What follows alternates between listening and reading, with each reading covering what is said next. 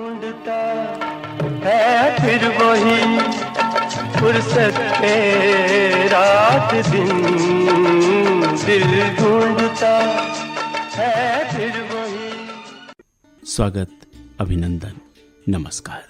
हाजिर है असीम दिल ढूंढता है कि महफिल में। इस वक्त सामने है चाहतों का एक समंदर। सोच से परे है कि डूबना है या तैरना। यूं लगता है जैसे एक दायरे में सिमट कर रह गए हों। वैसे तो हर किसी की ख्वाहिश होती है रिश्तों की डोर में बंधना, चाहतों में डूबना। पर जो भी हो, अगर आप संग हो तो आपके साथ साथ तैर भी सकते हैं। तभी ये माहौल, ये वक्त अपना लगेगा, ये लम्हे अपने लगेंगे। आप ही सोच में हैं और आप ही हैं दिल में। तुम रंग को रंगत देते हो, जीने की हसरत देते हो। अपने दिल की सारी गिरहें तुम यहां पर खोल देते हो। ये अजब अनूठी यारी है, सुख दुख की भागीदारी है, जो खूं के रिश्तों पर भारी है, आवाज की रिश्तेदारी है। जब भी दिल के झरोखे में झांका, तुमको गहरे में छुपा पाया है। हमें एक तलाश थी, नजरें बार बार कुछ ढूंढती थी, कुछ खो गया था। वो अंदाज, वो सोच, वो अल्फाज, वो मोहब्बतें, वो बेबाकपन, बहुत कुछ मिसिंग था। जैसे किसी ने ब्लॉक कर दिया हो हमारा नंबर। पता नहीं कहां खो गई थी या ठहर गई थी दिल की कलम। यूं भी लगा कि कहीं कोई नाराजगी तो नहीं। न जाने क्यों हर वक्त कुछ सोचते थे, जो सामने नहीं था उसी को हर रोज खोजते थे। यकीन करो, ये बात दिल से कहते हैं। आप हमेशा हमारी सोचो फिक्र में रहते हैं। शुक्रिया आपका, फिर आपने आवाज दी। कुछ अजीब सी थी ये जिंदगी, न सफर रहा न कयाम है। कहीं कारोबार सी दोपहर, कहीं बदमिजाज सी शाम है। पर नालापार बाग छोटे साहब से आई नवाबुद्दीन साहब, निजामुद्दीन, मोहम्मद जमालुद्दीन, सादिया, अक्सा और हम्माद की ये चिट्ठी अपने साथ ले आई। गर्मी के मौसम में सुकून देने वाला वो एहसास, ठंडी हवा का एक झोंका, जिसके लिए हम ही नहीं आप भी तरस रहे थे। चलो जो हुआ उसे छोड़ दो, किताबे जिंदगी में अब एक नया पन्ना जोड़ दो। तुम लिखते रहना यूं ही खत हमें आइंदा, इस ख्वाहिश को आओ एक नया मोड़ दो। शुक्रिया, बहुत बहुत शुक्रिया। और आज दिल की कलम से आपने जो लिख भेजा है, अपने श्रोताओं तक पहुंचाते हैं। उदास हूं पर तुमसे नाराज तो नहीं, दिल में हूं पर तुम्हारे पास तो नहीं। झूठ कहूं तो सब कुछ है मेरे पास, सच कहूं तो तुम्हारे सिवा कुछ भी नहीं। ये मजलिस रगीबों की है, इसमें महकती खुशबू मोहब्बतों की है। ये छलकते जाम चाहने वालों के हैं। ये बेलौस मोहब्बतें यहां हर किसी को कहां मैसर होती हैं। बस ये वो खुश नसीब होते हैं जो इस बज़्म का हमेशा हिस्सा बनते हैं। वो वक्त मुझे याद है जब कभी हम भी इस बज़्म की रौनकों का एक अदना सा हिस्सा हुआ करते थे। मगर दश्ते दुनिया में हम कुछ इस तरह मशगूल हुए कि अपनों की महफिल से बेगाने हो चले। हर रोज एक नई मंजिल, हर लम्हा उलझनों की गिरफ्त में गिरफ्तार होते चले गए।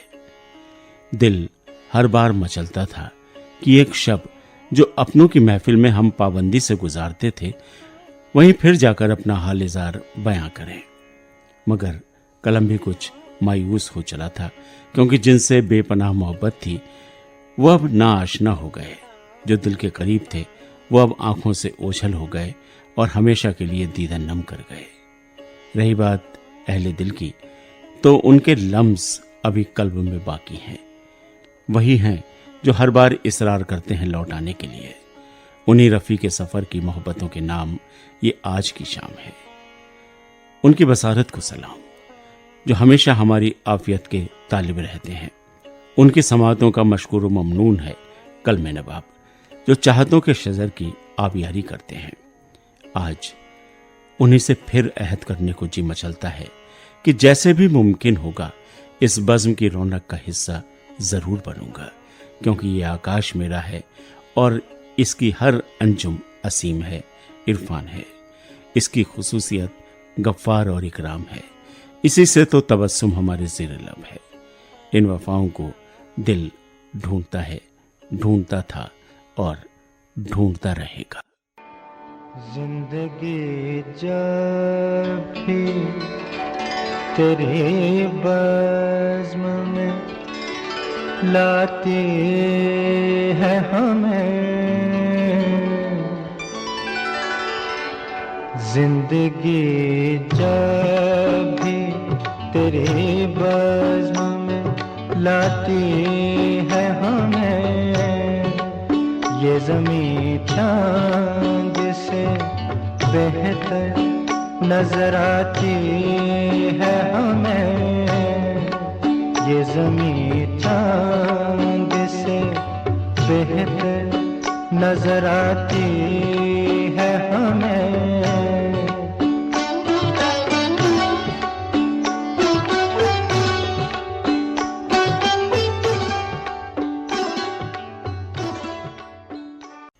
कुछ किस्से फिर से दोहराना चाहता हूं, कुछ लम्हे फिर से जीना चाहता हूं। मैं वक्त से वक्त नहीं मांग रहा, बस कुछ पल उधार चाहता हूं, समय और समझ। दोस्तों, अगर एक साथ मिल जाएं तो फिर कहना ही क्या, मगर ऐसा बहुत कम होता है, क्योंकि अक्सर समय पर समझ नहीं आती और जब समझ आती है तो समय निकल जाता है। घड़ी टिक टिक करती हुई एक आवाज सी देती है। खाली आवाज नहीं है ये, इस आवाज में उम्मीदों की आहट छुपी है, जो हमें लगातार आगे बढ़ने का हौसला देती है। पर जनाब, ये वक्त है ना, इम्तिहान बड़े सख्त लेता है। आसमां की ख्वाहिश बेइंतहा थी, पंख कट गए, अपनों ने ही नोच डाले।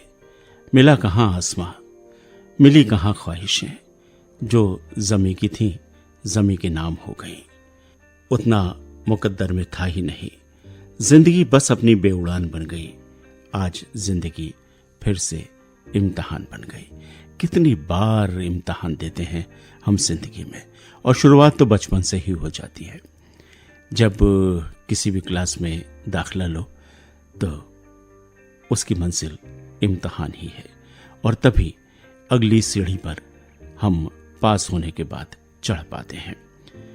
बचपन में इन इम्तिहानों का अपना अलग ही रूप रंग होता है।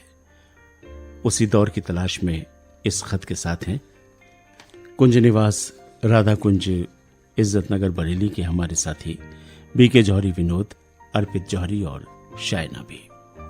शाख से उड़ गया हो कोई पंछी, ऐसे न जाने कहां काफूर हो गए वो दिन। जैसे किसी स्टेशन पर निकल गई हो तेज रफ्तार से रेलगाड़ी, और पटरियों पर उसकी गड़गड़ाहट गूंजती रहे देर तक। ऐसे गुजर गया वो जमाना, अब यादें गूंजती हैं इस फिजा में, तस्वीरों वाली यादें। यादों पर छाया है कुहासा, इस कुहासे के पार कुछ साफ दिखाई नहीं देता। वो बातें, तस्वीरें, तारीखें आपस में कुछ इस तरह घुल मिल गए हैं कि साफ साफ कुछ नजर नहीं आता। वो रिजल्ट वाला अखबार अब नहीं आता। वो जमाना गुजर गया। अब बच्चों के मार्क्स 95% से ऊपर आने पर भी परिवार को कोई खास खुशी नहीं होती। पहले के उस जमाने में 36% मार्क्स पाने वाला भी शिक्षक होने की योग्यता रख अफसरों को पढ़ा रहा होता था, क्योंकि तब नंबर नहीं ज्ञान बांटे जाते थे। रिजल्ट तो उस जमाने में आता था जब पूरे यूपी बोर्ड का रिजल्ट 40% हो और उसमें भी आपने वो वैतरणी पार कर ली हो। परसेंटेज कौन पूछे, डिवीजन के मायने हुआ करते थे। फर्स्ट डिवीजन सुनकर पूरे कुनबे का सीना चौड़ा हो जाता था। उस वक्त बोर्ड परीक्षा के रिजल्ट का अखबार रेल से आता था। परीक्षा का पूरा बंडल रेलवे कर्मचारी को सौंपकर बुकिंग विंडो से 2 रुपए में दिया जाता था। कुछ मोहल्ले के दबंग बच्चे रिजल्ट की कॉपी हासिल कर मोहल्ले में रिजल्ट आने का शोर कर पूरे मोहल्ले में जगह हटकर किसी ऊंचे टीले पर बैठकर रिजल्ट बताया करते थे। प्रथम श्रेणी में पास बच्चों से 100, सेकंड डिवीजन से 50 और थर्ड डिवीजन पास बच्चों से 20 रुपए की वसूली करते थे। जिनके बच्चे फेल हो जाया करते उनके अभिभावक उन्हें यह कहकर तसल्ली देते, कोई बात नहीं, कुंभ का मेला थोड़ा ही है जो 12 साल बाद आएगा, अगले साल फिर सही और मेहनत करो। बचपन में ऐसा डराया जाता, आधे तो वहां पहुंचने से पहले ही पढ़ाई से संन्यास ले लिया करते थे। जो हिम्मत करके वहां पहुंच भी जाते, उनकी हिम्मत गुरुजन और परिजन पूरे साल ये कहकर डराते कि अब पता चलेगा बेटा, इस साल बोर्ड का एग्जाम है। 9वीं क्लास तक तो सभी पास कर लेते हैं। उस जमाने में पढ़ाकू भी 2 प्रकार के हुआ करते थे। एक वो जो तोते की तरह रात भर रटा करते और दूसरे वो जो मुर्गे के साथ शर्त लगाते कि सुबह पहले कौन उठेगा। ये माना कि आज स्पर्धा का युग है, तेज रफ्तार की जरूरत है, लेकिन हर क्षेत्र में विकल्प भी अनगिनत हैं। बच्चे यदि पढ़ाई में एवरेज हैं तो इसका अर्थ ये नहीं कि जीवन की दौड़ में वो पीछे रह जाएंगे। अंक डिग्रियों की तराजू हो सकते हैं, लेकिन जीवन की सफलता का मापदंड नहीं। इंपॉर्टेंट ये है कि बच्चा अपनी प्रतिभा का पूर्ण विकास कर पाए, न कि डिप्रेशन के साथ प्रतिशत बढ़ाए। आज दिल ढूंढता है ऐसे माँ बाप को जो खुद तो कुछ नहीं बन सके, अपने बच्चों पर प्रतिशत अधिक लाने का दबाव डालकर उच्च अधिकारी बनने का सपना संजोते हैं। अरे जिंदगी है खेल, कोई पास कोई फेल, खिलाड़ी है कोई अनाड़ी है कोई, खिलाड़ी है कोई। ओ बाबू समझे क्या, ओ लाला समझे क्या, खिलाड़ी है कोई अनाड़ी है कोई। जिंदगी है खेल, कोई पास कोई फेल, खिलाड़ी है कोई अनाड़ी है कोई, खिलाड़ी है कोई।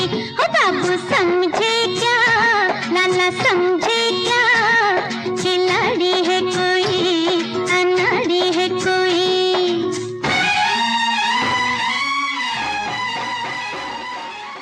इस दुनिया में बहुत से लोग हैं, अपने दोस्त भी हैं, अपने रिश्ते में भी हैं, जो आपको प्यार देते हैं, जिनसे आप प्यार करते हैं।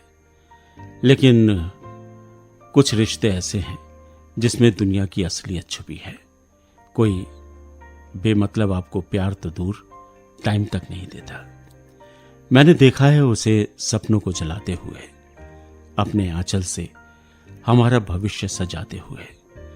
मैंने देखा है उसे सिसकियों को दबाते हुए, अपने ही जख्मों पर मुस्कान का मरहम लगाते हुए। मैंने देखा है उसे खुद को खोते हुए, हर रोज एक नए रूप में नया संघर्ष करते हुए। मैंने देखा है उसे दीवारों से बातें करते, अपने अकेलेपन को सन्नाटों में बांटते हुए। उसी खूबसूरत रिश्ते की यादों को दोहराया है इस खत में हल्द्वानी के हमारे श्रोता गंगा सिंह रावत साहब ने। बहुत बहुत धन्यवाद हम सबको उस पाकीज़ा से रिश्ते की रहगुजर में वापस ले जाने के लिए। उन पुरानी यादों को एक बार फिर से ताज़ा कर दिया आपने।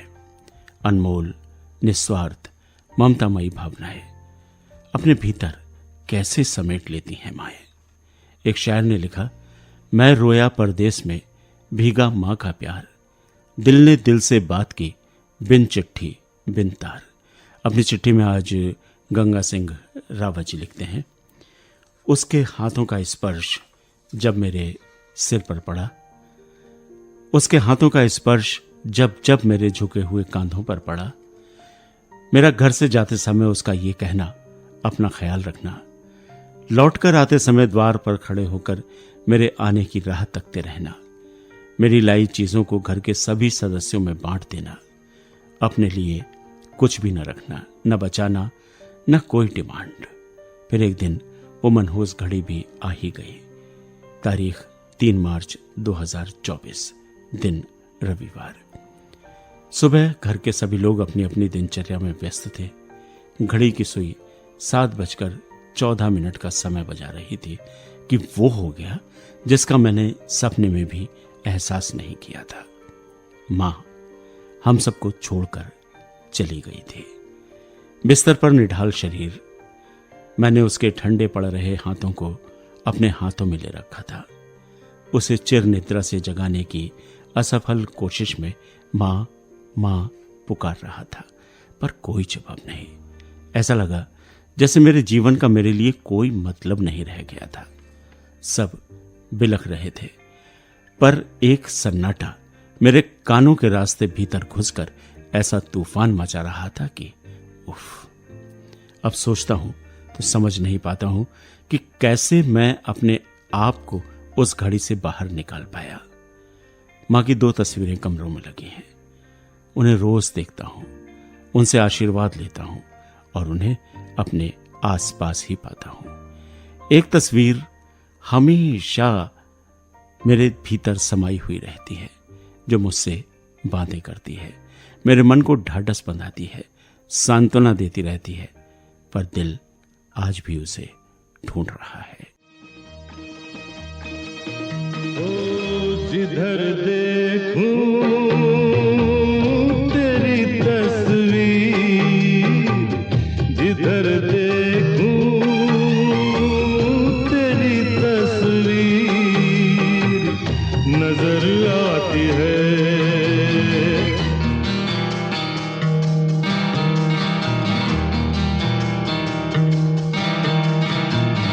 तेरी सूरत मेरी तकदीर नजर आती है।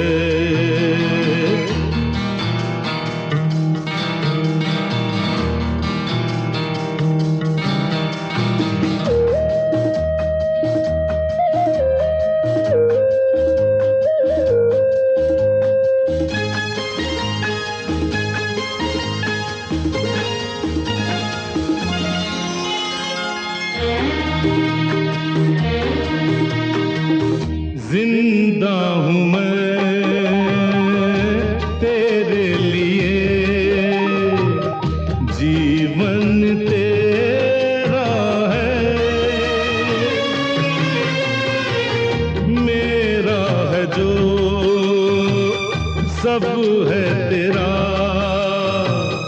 अब क्या मेरा है। मेरी खुशियों की तू जागीर नजर आती है।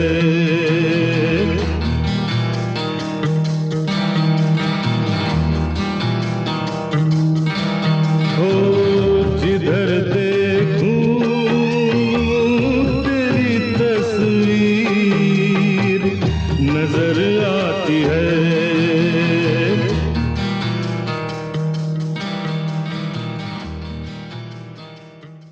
बड़ी अजीब है जिंदगी साहब। इससे जब भी मिलने की कोशिश की अजनबी ही लगी। यूं तो सबका नजरिया अलग है जिंदगी को देखने का, एहसासों को लफ्जों में पिरोने का। कैसे कह दूं कि आसान है तू, जिंदगी करती बहुत परेशान है तू। कम उम्र में ही निकल पड़े जिंदगी तेरे बोझ लिए, कभी कभी तो उम्र भर न मिटने वाले देती है हमें निशान तो। जिंदगी करती हमें बहुत परेशान तो। अर्चना सिंह कम्मो। दिल ढूंढता है कार्यक्रम में लगातार आपकी भागीदारी रही है, शुक्रिया। और आज आपने जिंदगी की तल्ख हकीकत को इस चिट्ठी में बयां किया है। लिखती हैं, मत सोच कि तेरा सपना पूरा नहीं होगा, हौसला रखने वालों का इरादा कभी अधूरा नहीं होगा। जिस इंसान के कर्म अच्छे होते हैं उनके जीवन में कभी अंधेरा नहीं होगा। वंदना सिंह, हमारे पड़ोस में रहने वाली एक ऐसी महिला जिनके एक 12 वर्ष की बेटी और एक 8 वर्षीय बेटा है। पति का व्यवसाय फोटोग्राफी का था। वंदना सिंह के ऊपर उस वक्त मुसीबतों का पहाड़ टूट पड़ा जब उनके पति को कोरोना की दूसरी लहर में मौत के क्रूर हाथों ने उनसे छीन लिया। कोई सहारा देने वाला नहीं था, न मायके में न ससुराल में। आर्थिक संकटों से जूझते हुए अपने गहनों के साथ साथ अपने पति का फोटो स्टूडियो का सामान भी बेचना पड़ा। उनके आगे कुदरत ने जिंदगी का एक ऐसा खाली फ्रेम रख दिया जिसमें से उनके तमाम सपनों को तोड़कर खाली कर दिया गया था। कभी कभी मजबूत हौसला भी मजबूरियों के खाली फ्रेम में मढ़ देता है कामयाबी की तस्वीर। वंदना सिंह ने अपने हौसले से इस खाली फ्रेम में अपनी कामयाबी की ऐसी तस्वीर फिट कर दी जिस पर आज हर कोई वाहवाही करने से नहीं थकता। अपने पति का बिका हुआ सामान दोबारा खरीदा। आज वो शादी बारातों में अपनी टीम का सुपरविजन करती हैं, बच्चों का भविष्य संवारने में जुटी हुई हैं और फोटोग्राफी के क्षेत्र में अपना कदम जमा लिया है।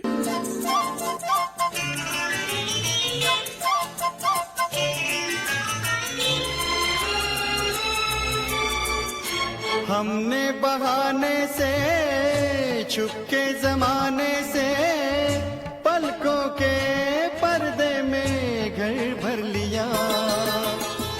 हमने बहाने से छुपके जमाने से पलकों के पर्दे में घर भर लिया। तेरा सहारा मिल गया है जिंदगी। ला ला ला ला ला ला ला ला ला ला ला। तेरा सहारा मिल गया है जिंदगी। ऐ जिंदगी गले लगा दे, ऐ जिंदगी गले लगा दे। हमने भी तेरे हर एक गम को गले से लगाया है ना। आज खामोश सब सितारे हैं, दूर हमसे हुए किनारे हैं। कैसे शिकवा करें किसी से हम, जबकि हम जिंदगी से हारे हैं। दुनिया में कौन खुश है? शायद कोई नहीं, और न ही कोई ऐसा है जो हमें खुश रखे। जब जब कमजोर पड़ा इंसान जिंदगी से हार गया, और जब जब मजबूती से हालातों का सामना किया तो आखिरी दम तक लड़ने का हौसला मिला। इसी हौसले की बात है तहसील स्वार मोहल्ला पंजाबी कॉलोनी से आई इस चिट्ठी में। लिख भेजी है त्रिलोकीनाथ राठौर, अजय, विजय, विनय राठौर, विकास, आकाश, शिवांशी और प्रियंका राठौर ने। आज दिल ढूंढ रहा है खुद को। कुछ खुद के लिए भी इंसान को जीना चाहिए। हमेशा दूसरों के लिए ही जीते हैं हम, कभी वक्त निकालकर अपने लिए भी जीना चाहिए। मन मारते मारते पता नहीं जिंदगी कब फीलिंगलेस हो गई। जिस उम्र को जी भर जीने की चाहत थी, आज उसी उम्र से नफरत हो गई। दिल ढूंढता है उम्र के उस पड़ाव को जो बीत गया। जैसा सोचा था वैसा कुछ भी नहीं हुआ। मेरे सारे ख्वाब, ख्वाहिश और वो सारे सपने जिन्हें संजोया था बड़े चाव से, सब कुछ अधूरे रह गए। सब्र करते करते हम खुद ही अंदर से बिखर गए। एक वक्त था मेरा भी मन बहुत चंचल हुआ करता था। इस वक्त को जो हमने बिता दिया, खुद के लिए कुछ भी नहीं रखा। परिस्थिति के आगे हमें मजबूर होना ही पड़ता है और सब कुछ चुपचाप सहना ही पड़ता है। जो हमें पसंद नहीं वो भी हमें अपनाना पड़ता है। हो नर्म दिल कितना भी क्यों ना, मजबूरियों के आगे दिल को पत्थर बनना ही पड़ता है। जैसा हमने कभी सोचा भी नहीं था, कभी कभी हमें वैसा ही बन जाना भी पड़ता है। न चाहते हुए भी इस बेदर्द जमाने से हार जाना पड़ता है। परिस्थितियों के आगे हमें बेबस हो जाना पड़ता है।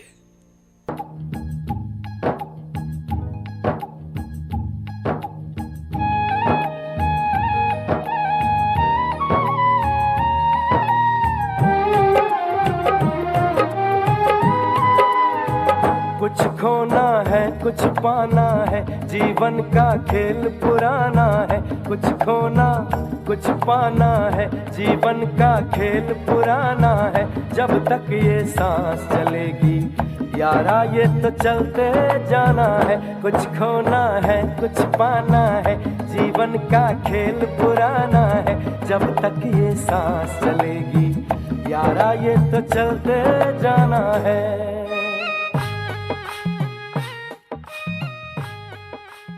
श्रोताओं, उम्र का वो दौर जिसकी यादें भुलाए नहीं भूलती, वो होता है बचपन का समय। न नौकरी की चिंता, न रोटी की फिक्र। डॉक्टर लाल थडानी की एक कविता याद आ गई इस मोड़ पर, कहीं पढ़ी थी। बचपन के दिन कितने सुहाने, न कोई शिकायत न कोई उल्हाने, चलते जाते हैं बेखबर अनजाने, टेढ़ी मेढ़ी पगडंडी वो क्या जाने, पल में रूठते अगले पल में माने, खेल खिलौने में ही लगे बहलाने, रिश्तों में गांठ अबोध क्या जाने, अनबन खुद ही लग जाते सुलझाने, रूठने मनाने के हजार बहाने, जात पात को वो भला क्या जाने, बड़े होते ही समझते सयाने, बचपन बीते हो गए जमाने। उसी बचपन के दौर से कुछ खास यादों को संजोकर इस कार्यक्रम में पहली बार चिट्ठी भेजी है तल्लीताल नैनीताल से भाई मोहन सिंह रावत ने। आपका बहुत बहुत स्वागत। लिखते हैं, मैं सुबह जब भी घर के आंगन में खड़ा होता हूं तो स्कूल जाते बच्चे मेरा ध्यान खींचते हैं। भारी भरकम बस्ता लादे बच्चों की बातचीत के विषय भी अक्सर कल का homework, unit test, semester test या फिर बोर्ड एग्जाम होते हैं। हम सुबह उठ भी नहीं पाते कि पड़ोस में गुरुजी के घर से ट्यूशन पढ़ने वाले बच्चों के समूहों के आने जाने का सिलसिला शुरू हो जाता है और ये सिलसिला स्कूल के बाद उसी तरह देर शाम तक लगातार जारी रहता है। जिस तरह जीवन के प्रत्येक क्षेत्र में प्रतिद्वंदिता बढ़ रही है, उसी तरह अभिभावक भी अपने बच्चों के भविष्य को लेकर सदैव चिंतित रहते हैं और चिंता स्वाभाविक भी है। कौन माँ बाप नहीं चाहता कि उसका बच्चा बड़ा होकर उसका नाम रोशन करे, लेकिन ये चिंता किसी हताशा के कारण जब बच्चों पर हावी होने लगती है तो बच्चों पर इसका प्रतिकूल प्रभाव पड़ता ही है। बच्चों की अपनी इच्छा शक्ति होती है, क्षमता होती है, रुचि होती है, और अगर उसकी क्षमताओं और रुचियों का आकलन किए बिना उस पर अपनी इच्छाएं थोपें तो परिणाम सकारात्मक तो नहीं होगा। माँ बाप की इच्छा होती है कि उनका बच्चा बड़ा होकर प्रशासनिक अधिकारी, डॉक्टर या इंजीनियर बने। इसके लिए वो बचपन से ही बच्चों को तैयार करने के उद्देश्य से उसकी पढ़ाई लिखाई को विशेष तरजीह देते हैं। उनके घूमने फिरने, खेलने कूदने पर तो जैसे प्रतिबंध सा लग जाता है। ये जानने की कभी कोशिश ही नहीं की जाती कि आखिर बच्चा चाहता क्या है, उसकी किस क्षेत्र में रुचि है। शहरों में जहां शिक्षा कॉन्वेंट कल्चर का पर्याय बनती जा रही है, माता पिता बच्चों को बड़ा ही hard and fast time table दे देते हैं, जिसके अनुसार बच्चों की दिनचर्या निर्धारित होती है, जिसमें होती है पढ़ाई और सिर्फ पढ़ाई। चाहे वो स्कूल में हो, घर में ढेर सारा स्कूल का होमवर्क और फिर ट्यूशन। मनोरंजन के नाम पर बच्चों को मिल पाता है एक आध घंटे का कार्टून नेटवर्क या फिर कुछ समय के लिए मोबाइल। इस सब में बच्चों से जैसे उनका बचपन छिनता जाता है। बचपन की वो मस्ती, वो शरारतें, वो झगड़े अब नजर नहीं आते। यूं लगता है बचपन में ही बच्चे अपनी उम्र से अधिक समझदार हो गए हैं या फिर माता पिता द्वारा बना दिए गए हैं। बच्चों के पास खेलने कूदने के लिए समय ही नहीं होता। अपने बचपन के दिनों में झांकता हूं, याद करता हूं तो याद आता है कि स्कूल के बाद घर के पड़ोस में वो खेलने का मैदान था, जहां शाम का वक्त और बचपन के सभी संगी साथियों का एक साथ जुटना। देर शाम तक वो धमा चौकड़ी मचती कि पड़ोस के लोगों के लिए उस शोर से निजात पाना जैसे मुश्किल ही था। हाँ, देर शाम को लौटने पर माता पिता की हल्की डांट अवश्य सुननी पड़ती, लेकिन पढ़ाई कभी हवा नहीं लगी। रविवार हो या छुट्टी का दिन हो तो पहले से ही कार्यक्रम निर्धारित होते थे। पास के मोहल्ले की टीम से क्रिकेट मैच और उसकी तैयारी, टीम में शामिल होने के लिए जो सिर्फ फुटबॉल होता था उसका तो कहना ही क्या। गिल्ली डंडा और कंचे जैसे खेल अब बीते जमाने की बातें हो गए हैं। ये स्थिति संभवतः उन्हीं शहरों की है जहां कॉन्वेंट कल्चर अधिक हावी है। कस्बों में, ग्रामीण क्षेत्रों में बच्चों की हालत और भी दयनीय है।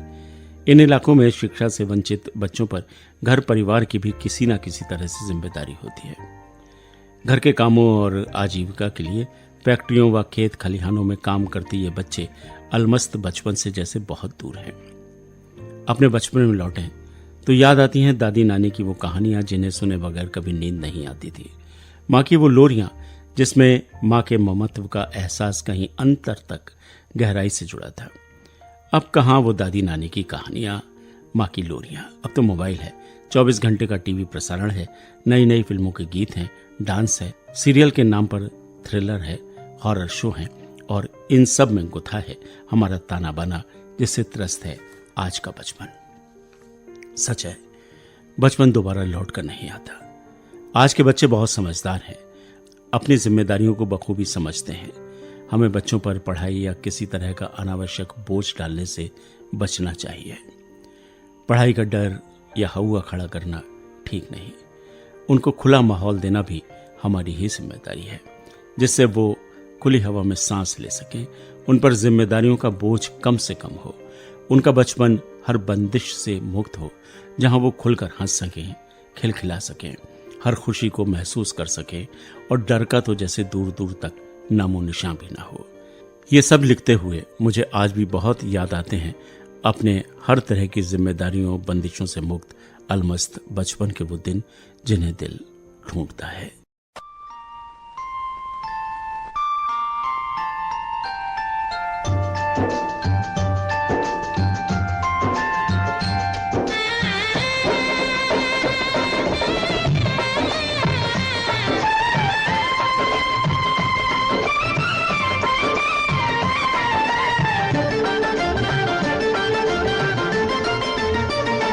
बचपन हर गम से बेगाना होता है, बचपन हर गम से बेगाना होता है।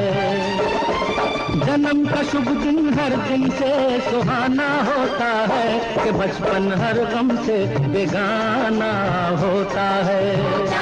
बचपन हर गम से बेगाना होता है।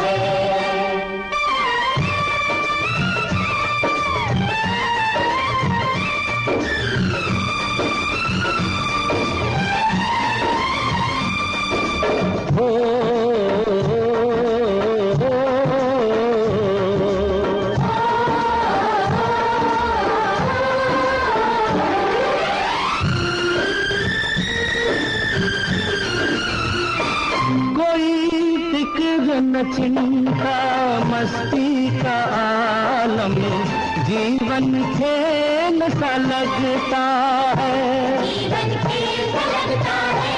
सुख मिलते हैं सारे राहों में फिर के, घर तो जेल सा लगता है। हो इसी उम्र में खुशियों का खजाना होता है, कि बचपन हर गम से। कभी आंखों के बुलबुलों में, कभी जलते दिए की लौ में, कभी राहों की मुश्किलों में, कभी कम होते फासलों में, ढूंढता हूं मैं तुझे, क्या कहूं कहां नहीं, तू जो मुझ में शामिल है देखा कभी वहां नहीं। महसूस करता हूं मैं साथ तेरा हर एक लम्हा, अब ऐसा पल कोई नहीं जिसे मैंने जिया नहीं। उन्हीं पलों की चंद यादों के साथ राजद्वारा रोड, मीठा कुआं, रामपुर से आकाश रस्तोगी, दीपक रस्तोगी और रवि रस्तोगी। बीते दिनों की वो बातें, कुछ यादें बहुत याद आती हैं, जिन्हें सोचकर दिल एक पल के लिए खुश हो जाता है, तो जब दुख भरी बातें जिन्हें सोचकर दिल बेचैन हो उठता है। खुशी के एक दो पल थे मेरी जिंदगी में, हमें तो गम की परछाइयों ने घेरा है। जब आता है उनका ख्याल, दिल पे जख्म का काम करती है उनकी याद। दिल को भी एतबार था वो हमारे हैं, न जाने कब वो, कैसे वो, क्यों वो दिल से जुदा हो गए। अब तो एतबार से ही डर लगता है। उनका नाम हमारे लबों पर आया पर कुछ न कह सके। हम आंखों से अश्क बहाते रहे, अपने दिल को समझाते रहे। तोड़ दिया उसने दिल मेरा खिलौना समझकर। आज भी दिल उन यादों को याद करके रोता है। काश कोई ऐसा होता जिसे अपना कह पाते। डर सा लगा रहता है कि कहीं हमसे कोई रूठ ना जाए, इसलिए चुप रहना ही भला है। दोस्तों, कई किस्से जीवन में ऐसे भी हो जाते हैं जो अधूरे रह जाते हैं। तभी तो लिखा है किसी ने, कभी किसी को मुकम्मल जहां नहीं मिलता। आज उन यादगार पलों को दिल ढूंढ रहा है।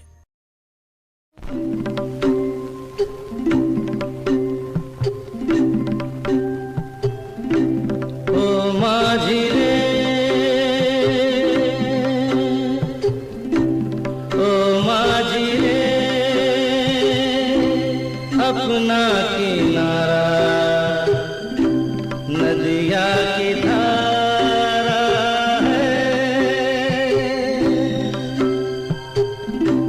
ओ माझी रे, अपना किनारा नदिया की धारा है।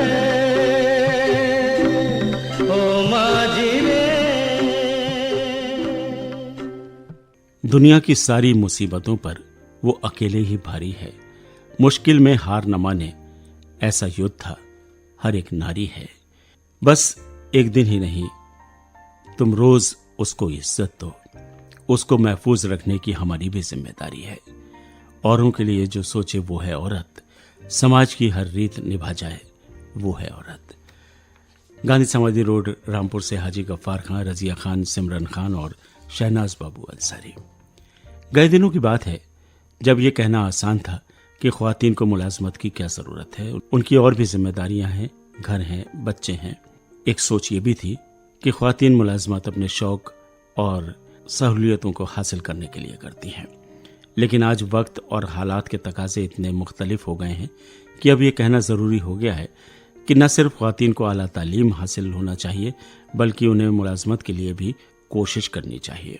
मौजूदा दौर में लड़के वाले जब लड़की की तलाश में निकलते हैं तो अब एक मुतालबा ये भी होता है कि लड़की कहीं जॉब करती हो।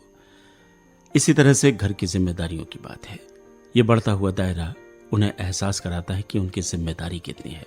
किसी मसाइल के हल के लिए जब एक औरत घर से बाहर कदम रखती है तो न सिर्फ मसाइल की नैयत बदल जाती है, बल्कि उसकी वसात में भी इजाफा हो जाता है। लेकिन इस पूरे निज़ाम में कहीं ना कहीं एक ऐसा सिस्टम मौजूद है जो ख़ातीन को इस कामयाबी से भरपूर तरीके से मुस्तफ़िद होने की इजाज़त नहीं देता। गए दिनों को दिल ढूंढता है, ढूंढता रहेगा और मानता रहेगा औरत की अहमियत को।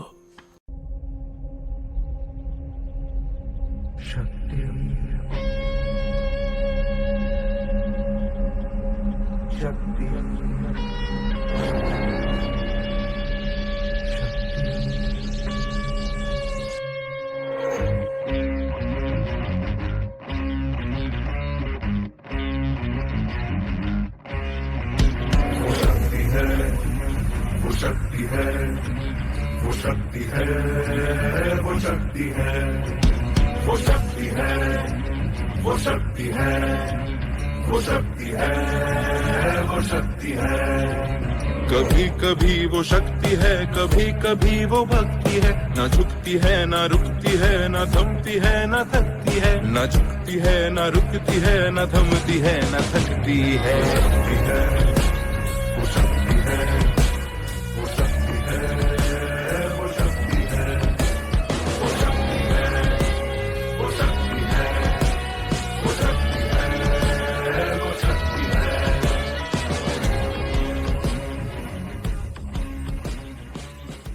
क्या खूब लिखा मैंने जब औरों की कहानियां लिखनी थी, मगर जब बात मेरी आई तो अल्फाजों ने साथ छोड़ दिया। यही होता है, अक्सर होता है। मगर आप खोने मत देना अपने एहसास को, अल्फाज को, अंदाज को। हम वादा करते हैं कि जब जब आप हमें भेजोगे ये अनमोल तोहफा हमारे पास, हम सहेजेंगे, संभालेंगे, बांटेंगे उन लफ्जों को, तहरीरों को। मोहब्बत का तो पता नहीं, पर दोस्ती जरूर निभाएंगे हम। आपके लिए सांस रोकना तो बस में नहीं, हाँ कुछ पल वक्त को रोक जाएंगे हम। बहुत कुछ लिखना भी बाकी है, जरूर लिखिएगा, हम इंतजार करेंगे। असीम को अब इजाजत, शुभ रात्रि, नमस्कार। ढूंढता है फिर वही फुर्सत के रात दिन, दिल ढूंढता है फिर